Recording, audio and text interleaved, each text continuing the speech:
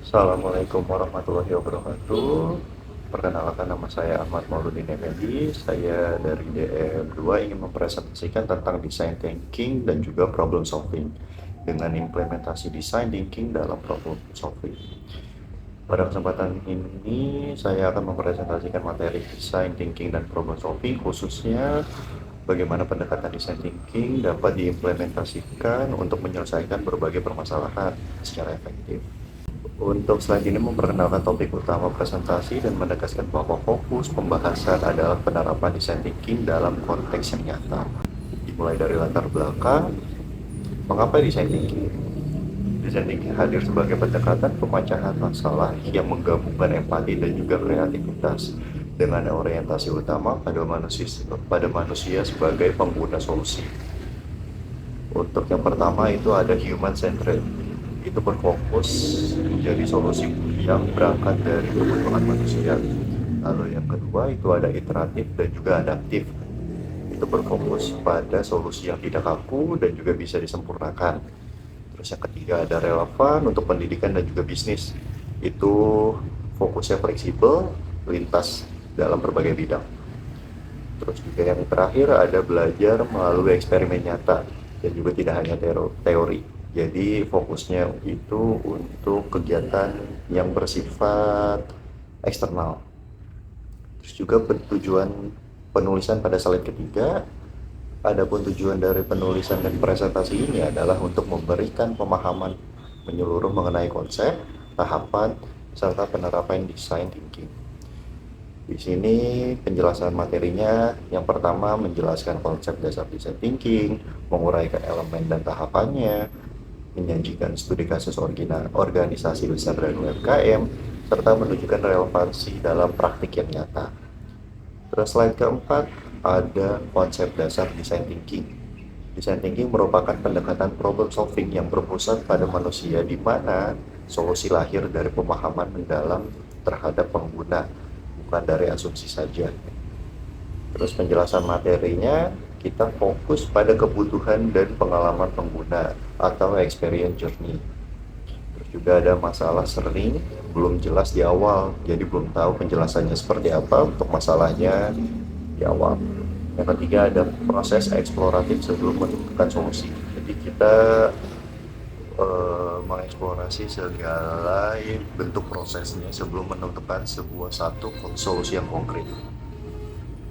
Terus karakter utama design thinking pada slide kelima, design thinking memiliki karakter utama yang membedakannya dari metode pemecahan masalah konvensional.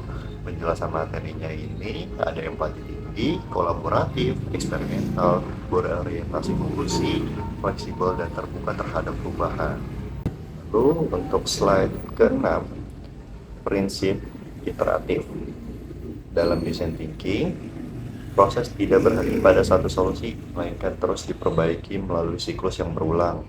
Solusi yang diuji itu ada dievaluasi terlebih dahulu, lalu diperbaiki. Jadi sebelum kita menerapkan sebuah solusi yang konkret, itu harus dievaluasi dulu untuk menemukan titiknya, lalu diperbaiki, lalu dan juga menemukan salah satu solusi yang konkret.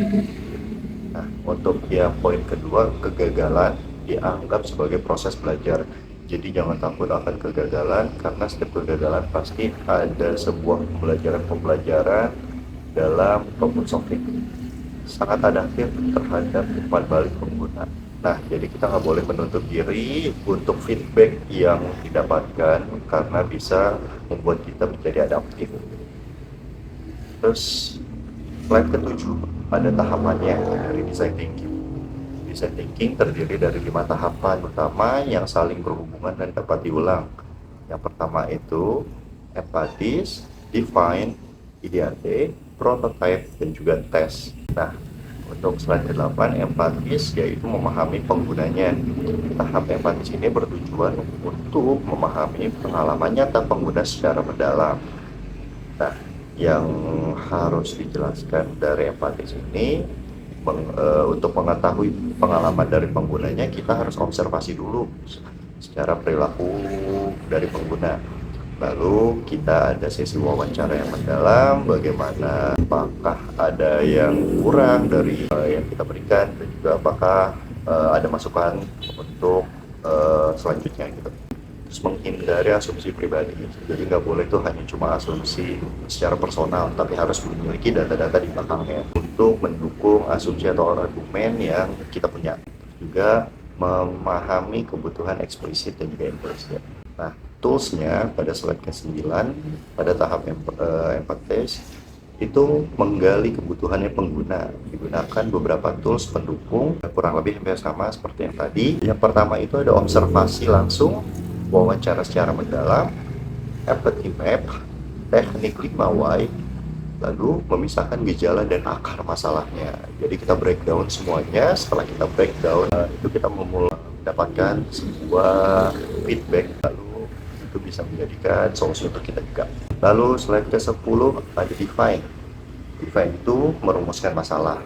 Setelah memahami pengguna, tahap berikutnya adalah merumuskan masalah secara tepat.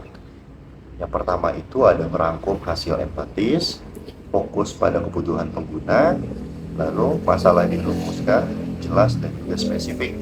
Setelah apa yang sudah kita lakukan sebelumnya di empatis, yaitu secara wawancara, terus juga observasi, melakukan teknik 5Y, kita rangkum di define ini. Lalu fokus pada kebutuhannya dari pengguna dan bisa dielaborate secara jelas dan juga spesifik. Nah, ideatif. Pada tahap ideatif, berbagai solusi potensial dikembangkan tanpa membatasi kreativitas. Ada tiga materinya, maaf. Tiga materinya itu brainstorming, tidak langsung menilai ide, kuantitas ide lebih penting daripada kualitas awal. Lalu slide ke-12 ada prototype, membuat solusi yang nyata. Prototype ini bertujuan mengubah ide menjadi bentuk nyata yang untuk diuji. Jadi ada 3 poin dari prototype ini.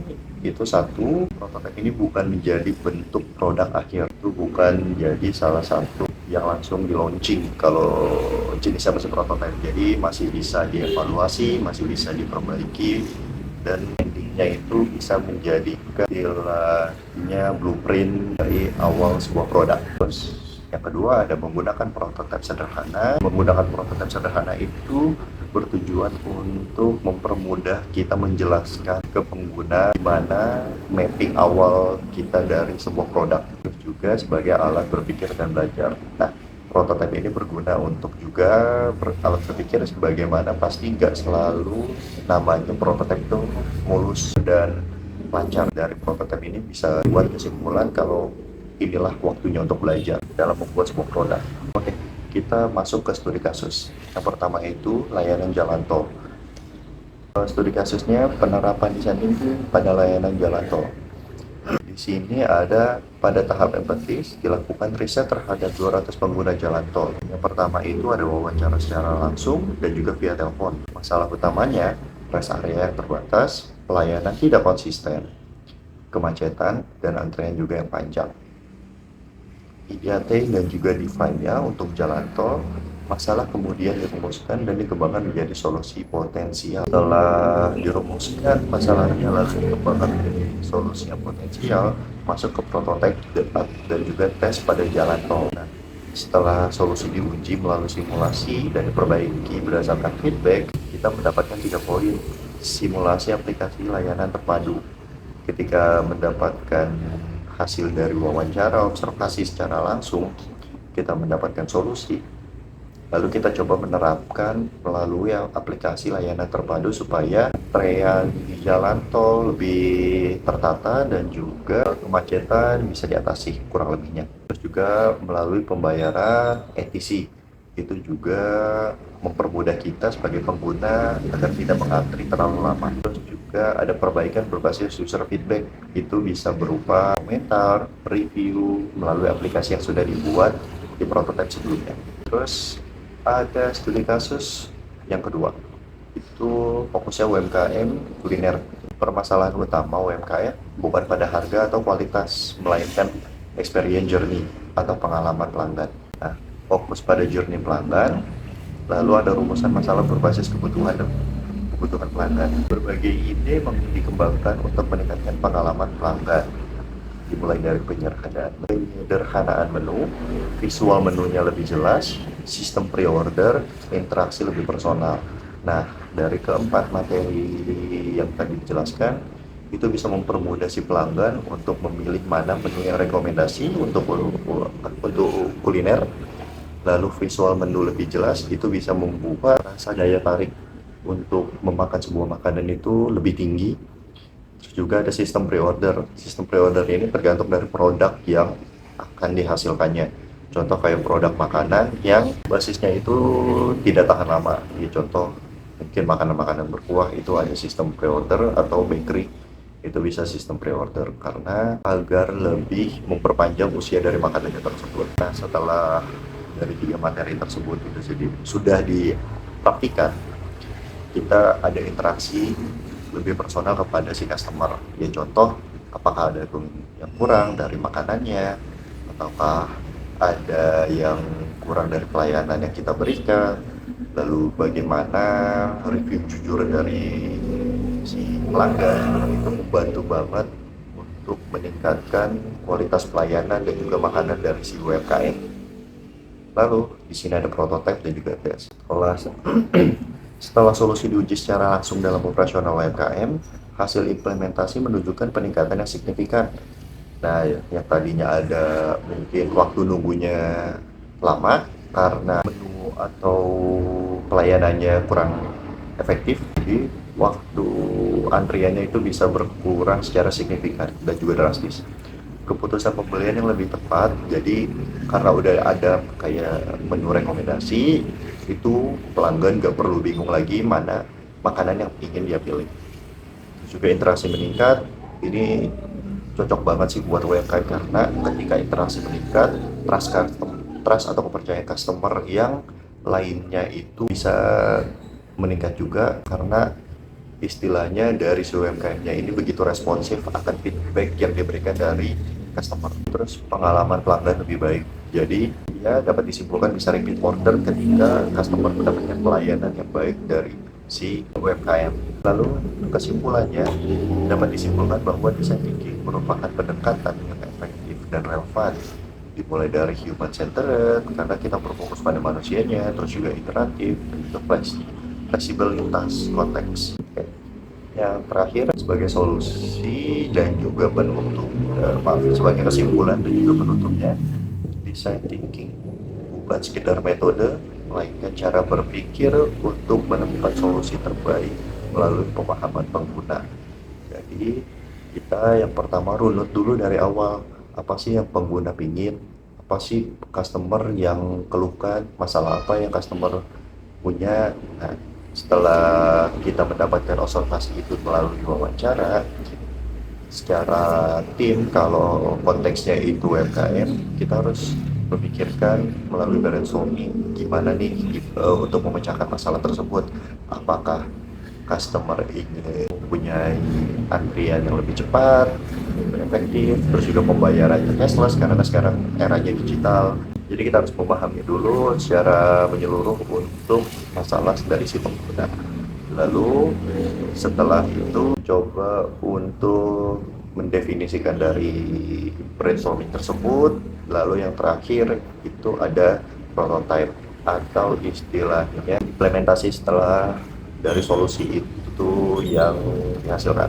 Contoh tadi ketika prototipe itu dijalankan dengan baik dan benar dari hasil brainstorming ada, itu kalau konteksnya UMKM waktu tunggunya berkurang, terus juga customer lebih cepat puas, mendapatkan pelayanan yang juga baik, terus juga interaksinya lebih ditingkatkan, itu bisa mendapatkan secara emosional tuh lebih dekat dengan si customer dari sisi UMKM.